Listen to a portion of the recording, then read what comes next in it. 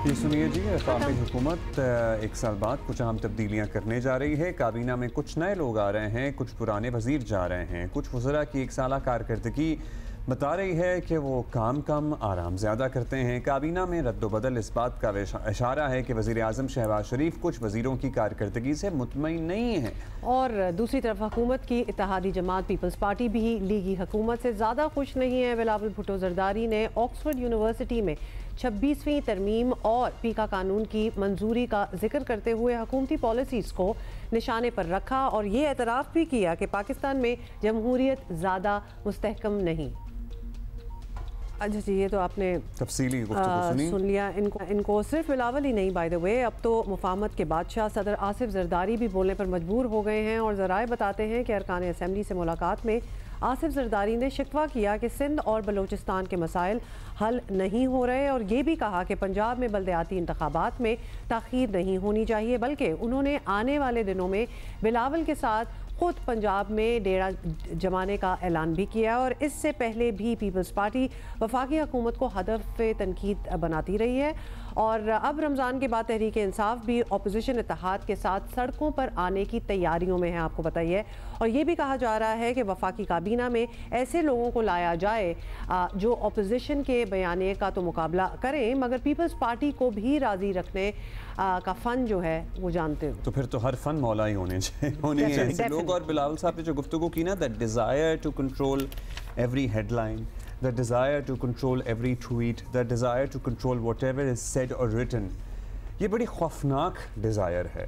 ये माजी में भी कंट्रोल, ये माजी में भी हर हुक्मरान के डिज़ायर रही है। जाहिर है अब जो लोग इक़्तिदार की ग़ुलाम गर्दिशों में घूम रहे हैं, बासर हैं, उनकी भी यही डिज़ायर है, लेकिन ये डिज़ायर बड़ी सूदमंद नहीं होती कभी भी। आइए पता कर लेते हैं ना, राना सनाउल्लाह साहब हमारे साथ हैं, वफाकी वज़ीर बैनुल सूबाई राब्ता और वज़ीर आज़म के मुशीर हैं। राना साहब, क्या हाल है आपका? राना साहब, मौजूदा हुकूमत का एक साल पूरा होने पर इतला ये मिली है कि काबीना में कुछ नए लोग लाए जा रहे हैं और कुछ कलमदान बदले जा रहे हैं और कुछ की छुट्टी भी हो रही है। तो ये भी कहा जा रहा है ये तब्दीलियाँ बता रही हैं कि वज़ीर आज़म मौजूदा टीम के परफॉर्मेंस से मुकम्मल मुतमईन नहीं है, यही वजह है? जी, आपकी इतला बिल्कुल दुरुस्त है, ऐसा ही होने जा रहा है। लेकिन इससे ये मुराद हरगिज़ नहीं है कि वज़ीर आज़म जो है वो अपनी टीम की कारकर्दगी से मुतमईन नहीं है। उनकी टीम की कारकर्दगी दोनों अतराफ़ में वो आप मुआशी जो है वो तरफ ले लें तो उसमें भी जो है वो बहुत अच्छी कामयाबियाँ हुई और पाकिस्तान जो है वो जो मुआशी बहरान का शिकार था उससे वो अल्हम्दुलिल्लाह निकल आया है। और जहाँ पे सियासी और एहतजाजी महाज था अपोजिशन की तरफ से, वो भी आपके सामने है कि तमाम इस किस्म के एहतजाजात को और तमाम इस किस्म की लॉ एंड ऑर्डर को ख़राब करने की जो सूरत हाल थी उससे भी जो है वो बेहतर तौर पे निपटा गया है। तो इसलिए गवर्नमेंट की एक साल की जो कारकर्दगी है वो हर लिहाज से बड़ी बेहतर है और ये टीम वर्क ही होता है, तो इसलिए टीम पे अदम एतमाद की बात कोई नहीं है। लेकिन बहरहाल ये वज़ीर आज़म का प्रोगेटिव है और वो ये तब्दीलियाँ करने जा रहे हैं। सब आम तौर पर किसी भी हुकूमत में ऐसी तब्दीलियाँ आएँ तो ये इशारा होता है कि कोई बयानिया या पॉलिसी भी तब्दील होगी। हो सकता है कि कुछ ज़ाहिर है कुछ हो ऐसा, आने वाले जो वज़रा हैं उनके बयानात में कोई तब्दीली नज़र आए। आपकी नज़र में एक ग्रैंड पॉलिसी शिफ्ट नज़र आने वाला है क्या हमें आने वाले दिनों में? कुछ एग्रेशन? नहीं, कोई एग्रेशन नहीं आएगा। पॉलिसी गवर्नमेंट की जो है वो अपोजिशन से मुतल्लक भी जो है वो सेम रहेगी। सेम से मुराद ये है कि हम डायलॉग पे यकीन रखते हैं और हम समझते हैं कि जमहूरियत जो है वो डायलॉग से आगे बढ़ती है, डेडलॉक से नहीं।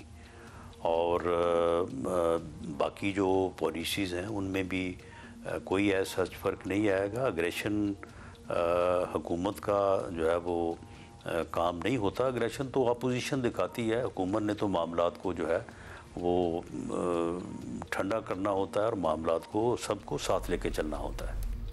अच्छा ये बताइएगा राना साहब के सियासी मंजरनामे पर इस वक्त एक तरफ हुकूमत की तब्दीलियां हैं और दूसरी जानिब तहरीक-ए-इंसाफ की ग्रैंड अलायंस बनाने की कोशिशें हैं, और फिर तीसरी तरफ पीपल्स पार्टी के मुसलसल वार, ना बिलावल मुस्लिम लीग नून से खुश हैं, ना जरदारी साहब खुश नज़र आते हैं। तो आप उन लोगों में शामिल हैं जो इस अलायंस को अच्छी तरह चलाने की कोशिश में रहे हैं। क्या ज़ाती तौर पर पीपल्स पार्टी के रवैये से आप मायूस हैं? देखिए जी, जहाँ तक इस बात का तल्लुक है कि पीपल्स पार्टी जो है वो नाराज़ है या खुश नहीं है, या इत्तेहाद को जो है वो चलाना हमारी ज़िम्मेदारी है या उनकी ज़िम्मेदारी है। देखें, ये इत्तेहाद को कायम रखना और इसको चलाना, ये ना ज़िम्मेदारी की बात है, ना खुशी की बात है, ना नाराज़गी की बात है, ये मजबूरी है। ये उनकी भी है, ये हमारी भी है, क्योंकि उन्हें भी मालूम है और हमें भी मालूम है कि ये इत्तेहाद कायम रहेगा तो मौजूदा जो सेटअप है या गवर्नमेंट है वो कायम रहेगी। ना हमारे बगैर वो गवर्नमेंट बना सकते हैं, उनके बगैर हम गवर्नमेंट जो है वो चला सकते हैं। तो इसलिए छोटे मोटे गिले शिकवे जो है वो बिल्कुल रहेंगे। वो सिर्फ पीपल्स पार्टी को नहीं, वो हमारे अपने मेंबर्स को भी हैं, लेकिन ये गिले जो हैं ये पैदा भी होते रहते हैं, फिर दूर भी होते रहते हैं, फिर नई सिरे से जो है वो सामने आते रहते हैं।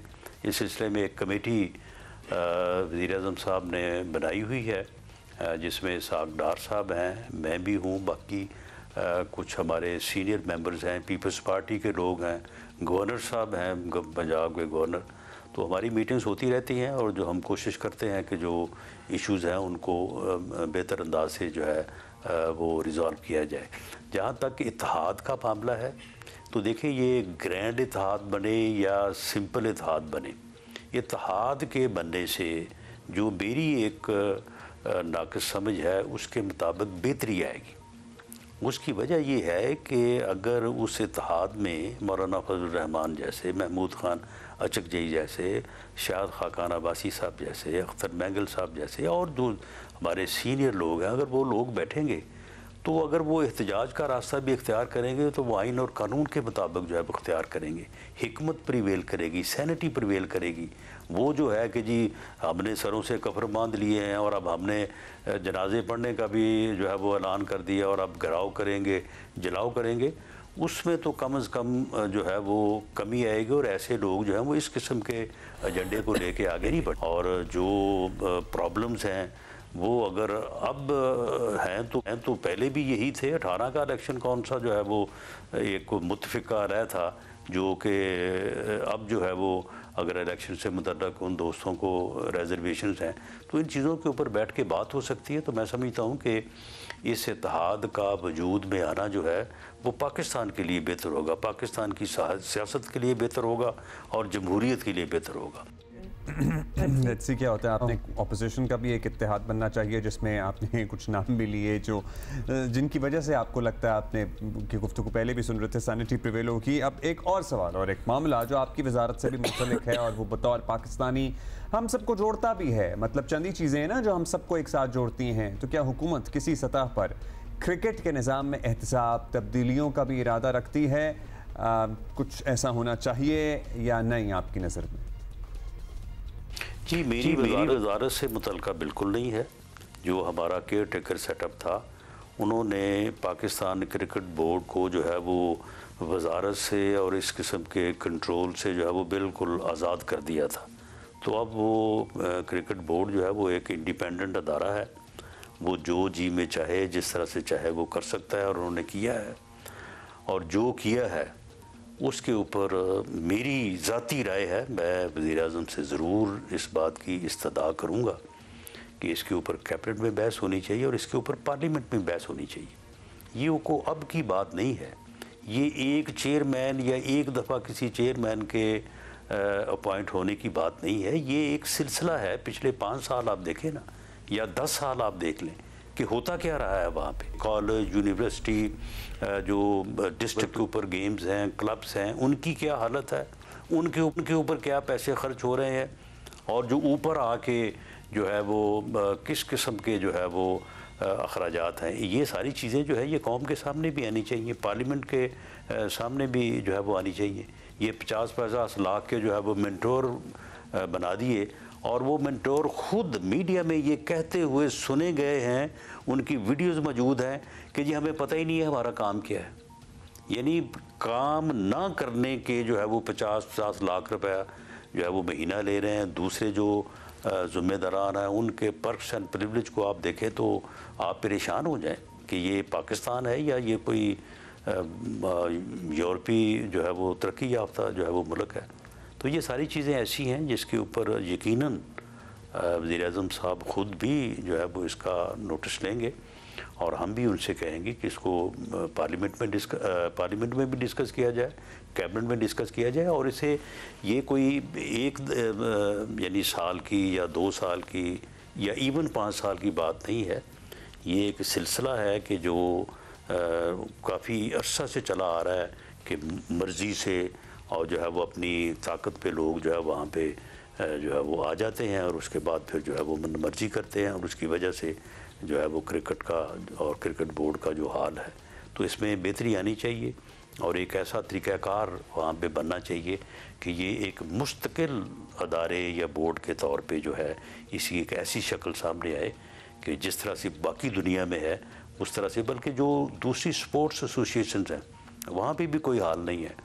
वहाँ पे भी लोग रिटायर्ड होते हैं और उसके बाद जो है वहाँ पे आके जो है वो बराजमा हो जाते हैं सैर सपाटे के लिए और बाकी जो है वो फैसिलिटीज़ के लिए। तो ये सारी चीज़ें जो हैं इसे मैं समझता हूँ कि इसे देखने की ज़रूरत है और इनमें जो बुनियादी तब्दीलियाँ उनको लाया जाना चाहिए। बड़ी चीज़ें आपने वैसे पॉइंट आउट करा दी। राना साहब, thank you for being with us.